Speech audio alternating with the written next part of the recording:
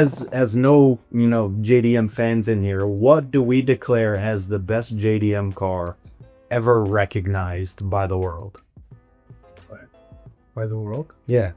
Because, there's a couple that stick out to me. There's the Nismo. Like, wait, above the age of 21 or like below just 21? Just overall, like, even if you're not a JDM fan, people respect that car. That was the kind of say. I would say either the NSX or the GTR. I would say the RX-7 too. The RX-7? The RX-7 is very unique. I think that's the most beautiful Japanese car ever made, and many others share that stance. I don't share that stance. Now, and I'm not just saying the most beautiful. I'm saying the best. The best. Well, that engine, very unreliable, so I wouldn't say that's the best. Okay, if I'm gonna go with Japanese, no, I have a Japanese. You do? There's only one that could maybe be in that bracket of car that I'm thinking about. Would be like the Lexus LFA. That's probably that's a pretty good one. and that's not even like That's just supercar. yeah. That's just like its own category of car. Not like I've ever driven one or had one ever. Though. I've seen them. They're pretty cool. And what do we declare as the best German car ever made? Being as someone that's only ever driven like 911 turbo like limit, I would still say probably like the Carrera GT is probably up there. I would agree. Does it matter if I've driven it or not, or it's no period? No. Carrera GT. It has to be German. Yeah. Okay, let's tackle that for a second. So Break it down. Yeah, you want to say the Carrera GT because of its place in modern car culture, right? I think it's known as like you got to be a man to drive that car. But it's always been that way. It's been consistent the entire time. Yeah, It's always been renowned. They only made it for a couple years. It's always had it. yeah. No, it's altered. I feel like I think yes, when it came out, it was definitely like a top class machine, but I think it created even like it became infamous in a way. Yes, it's killed Because- several people. Yeah, I think because of stuff like that, and I think people have recognized that it's a difficult car to drive. It does take someone who knows what they're doing, and they didn't make a lot of them, and they did something very unique. Where it was, I think, the only mass production, or relatively mass production, and I don't know how many they made, 1,000, 2,000. Maybe even less, I don't know. But there was a a V10. Porsche's only in a Porsche. Mm-hmm. Obviously, in the Volkswagen Audi group, they've done other V10s as we know, but in Carrera GT, that was cool, and it had like a really cool like kind of shifter. The one that was like made of wood, and it was like positioned in a very way, and it had, correct me if I'm wrong, but it had like floor-mounted pedals. You're right. Yeah. And they were like different, so it had some like interesting things about it that made it special. Outside of just like how it looked, and it looked really cool. The exhaust came out. The clutch. That car looks amazing. The clutch itself was different, yeah, and then the value is just like skyrocketed.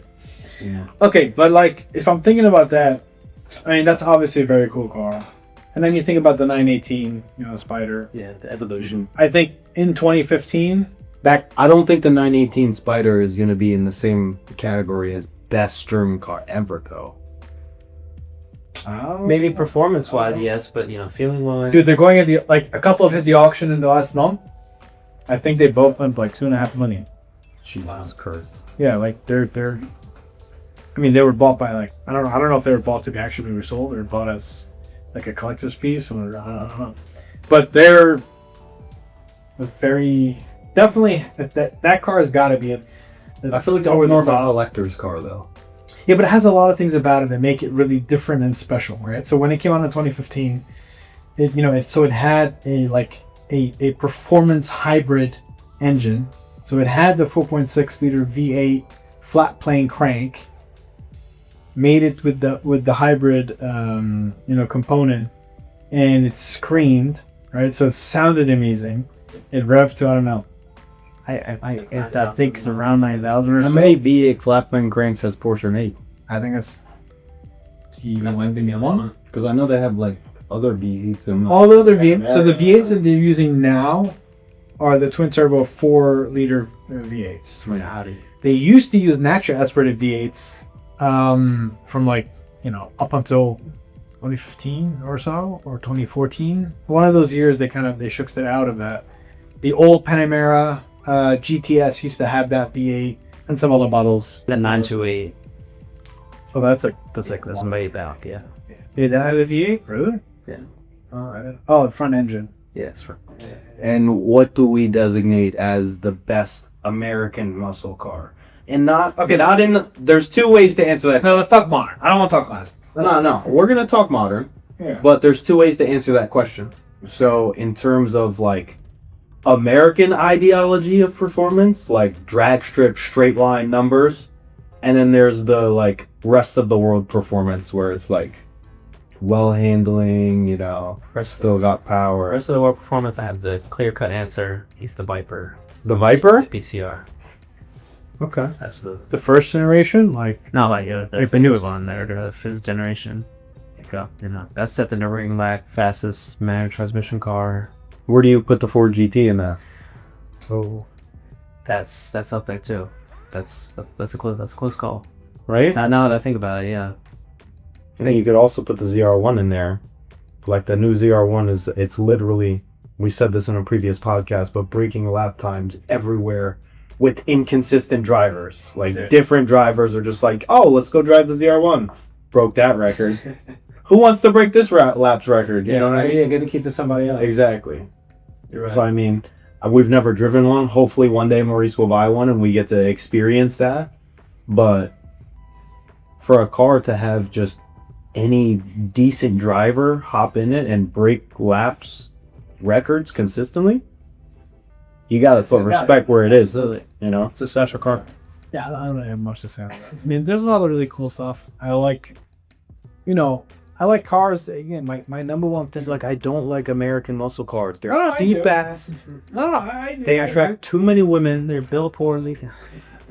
No, I like cars that are bespoke. Like that to me is one of my favorite things. Like when you enter a car, it makes you happy, makes you like feel, something's different about this car. It's not just, oh, it's cool because it's fast. I don't care about that. I like to know that they designed that engine or whatever component for that car. They thought about it. It was engineering behind it. Like, What they did though, that car's not only breaking straight line like drag strip. no, I'm not that car. I'm just saying Breaking. I'm just saying conception. Why, for example, I liked when they came out with the Ford GT, right? That when they came out, I think it had a 5.4 liter supercharged engine that was kind of unique at the time. Maybe the GT500 at that time had. I think it was slightly different. It was something different. But that was a cool car. I'm talking about the older, the V8 with this picture phone. But okay, in any case, I don't know. I feel like we talk about this topic like all the time. Just like It's a great one. no, but here's the thing though. yes. You know what though? If I was in charge of the destiny of Maserati and Alfa Romeo, I would make a lot of changes. They have something that you can't just manufacture. You can't just create. All right, so Alfa and Maserati have history. They have ties, to Ferrari. They are Italian. Just being Italian by itself has something special about it, right? In the car industry and like was one. So if you look at Maserati, right?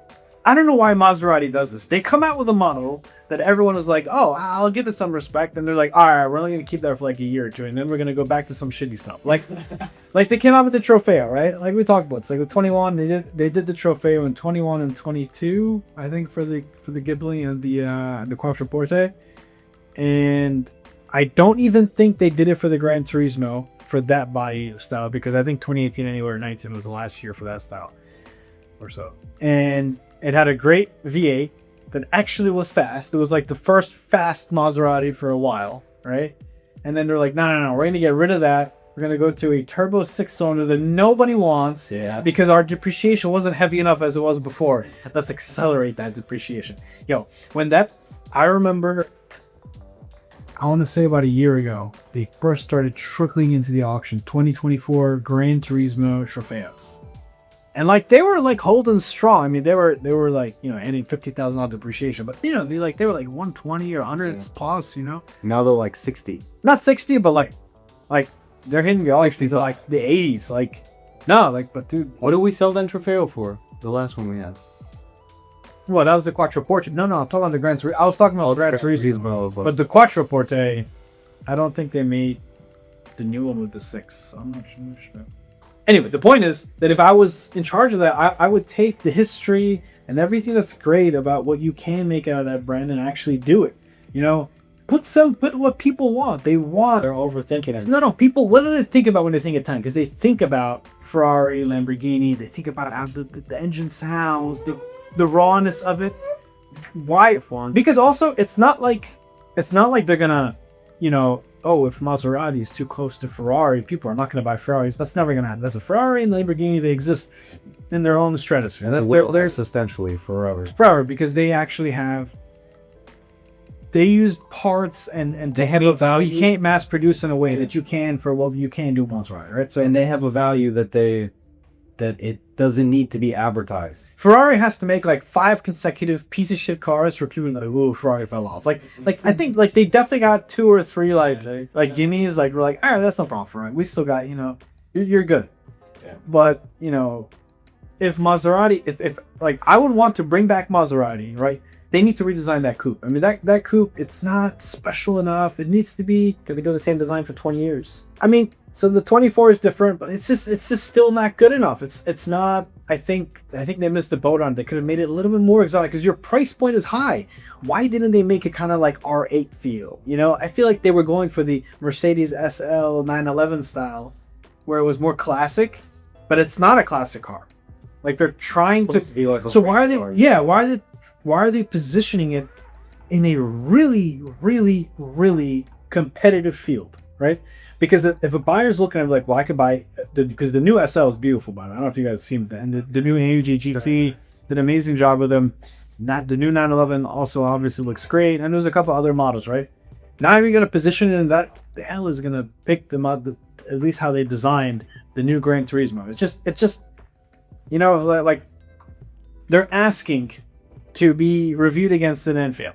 They could have taken this opportunity and positioned it differently. Now, I know they have the MC20, you know, but then that was also a miss because the price was ridiculous and the performance was good. But I don't know, just where does it sit in the market? You know, it's like they weren't looking to figure out how we can capture this area in the market that we can use our heritage and brand profile and actually, you know, stake a claim there. And then they had a huge mess up with the Levante, and the Grecale. Like, what the hell? Like, That's a terrible name. I didn't even hear about that. exactly. See, how do you even not know about it? And I think it discontinued really well. It's like a 20. They only made it for a couple years, and then their trims got all messed up. They GT and all these weird names, and no one even knows what's the highest. You know, like I don't understand that.